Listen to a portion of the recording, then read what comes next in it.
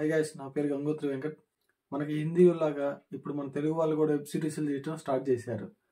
అయితే ఈ మధ్య మనకు వచ్చిన వెబ్ సిరీస్ ఏంటంటే వికటకవి వెబ్ సిరీస్ అనేది G5లో స్ట్రీమ్ అవుతుంది. ఇది నేను రీసెంట్గా చూసా. మీరు కూడా చూడాలని రికమెండ్ చేస్తున్నా. అసలు ఈ సినిమా స్టోరీ వచ్చేసి మనకి డిటెక్టివ్ కథలు ఎప్పుడు ఇంట్రెస్ట్ని క్రియేట్ చేస్తూనే ఉంటాయి.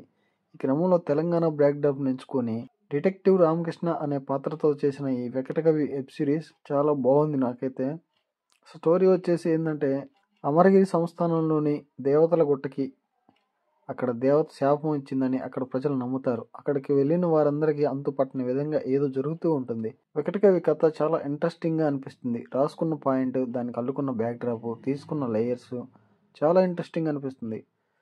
సాయి తేజ్ రాసుకున్న కథకు ప్రదీప్ మద్దలి తన విజన్ను తోడు చేశాడు.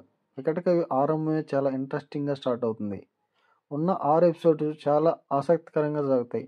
ఒక ఎపిసోడ్ చూసి ఆపేద్దామనుకునే టైపులో ఉండదు. ప్రతి ఎపిసోడ్ ముగింపు ఉత్కంఠగా ఉంటుంది. ఖచ్చితంగా తర్వాత ఎపిసోడ్ చూసేయాలి అన్నట్టుగా సాగుతుంది.